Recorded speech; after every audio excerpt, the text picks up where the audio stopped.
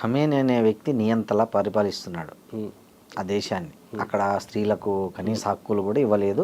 దానికి సంబంధించి ఎవరన్నా ఆందోళన చేసిన వాళ్ళని కూడా నిర్దాక్షిణ్యంగా చంపడం చేశాడు, జైలులో దోయడం చేశాడు. అయితే అతని మీద అమెరికా చేస్తున్న దాడి అప్రజాస్వామికం, దాన్ని మనం ఎవరు సమర్థించాం కానీ, బట్ అతను చనిపోతే ఇండియాలో చాలా మంది రోడ్ల మీదకి వచ్చి అతని ఫోటోలు పెట్టుకుని, ఇంక్లూడింగ్ తెలుగు రాష్ట్రాల్లో చాలా మంది ఏడుస్తున్నారు, బాధపడుతున్నారు, ఆందోళన వ్యక్తం చేస్తున్నారు. దీన్ని ఎలా మనం అర్థం చేసుకోవాలి భారతదేశంలో? షియాలు యావత్ ప్రపంచంలో ఉన్నారు, వాళ్ళందరూ మత పెద్దగా చూస్తున్నారు వారిని. అలా చూడడంలో ఒక మత పెద్దకి ఏమన్నా అయితే వచ్చి బాధపడ్డాము, అవి యాక్సెప్టబులే. అంతేగాని మేము భారతీయులం కాదు, మేము ఇరానియన్లం, మమ్మల్ని వదిలేస్తే మేము వెళ్ళి అమెరికాని కొట్టేస్తాము, చంపేస్తాము, ఇటువంటి వ్యాఖ్యలు సరైనవి కావు.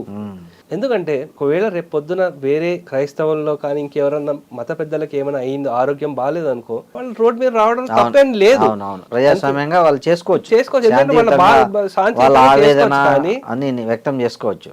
ఆ వార్తని అడ్డు పెట్టుకుని భారత్ లో ఇక్కడ గొడవలు చేయడము, మిగతా మతాల మీద దౌర్జన్యానికి పాల్పడము, లేకపోతే ప్రభుత్వ ఆస్తులను ధ్వంసం చేయడము, రెచ్చగొట్టడం, అది తప్ప. మనం ఒకవేళ నిజంగా వాళ్ళు ఎంతో గౌరవంగా పూజిస్తారు, ఏమైనా చేస్తారు, వారిని కొలుస్తారు, అటువంటి వాళ్ళకి జరిగింది, మనం వాళ్ళకి సంఘీభావం తెలపచ్చు, తప్పలేదు. కానీ ఇటువంటి భారతదేశానికి వ్యతిరేకంగా ఏం చేయకూడదు అంటాం. సో అందు గురించి దీన్ని ఒక మత పెద్దగా తీసుకోవచ్చు, అలాగే ఒక డిక్టేటర్ గా వేరే తీసుకోవచ్చు. సో ఈ రెండు అంశాలని కొంచెం జాగ్రత్తగా చూడాలి. ఇక్కడ షియాల్లో ఉండే మత పెద్దలు కూడా వాళ్ళు అర్థం చేసుకుని, వాళ్ళ షియా ముస్లిమ్స్ ఎవరైతే ఉన్నారో వాళ్ళకి చెప్పడం మంచిది. ఎందుకంటే ఎంత గ్లోబల్ టెన్షన్ ఉన్నా భారత్ శాంతియుతంగా ఉంది.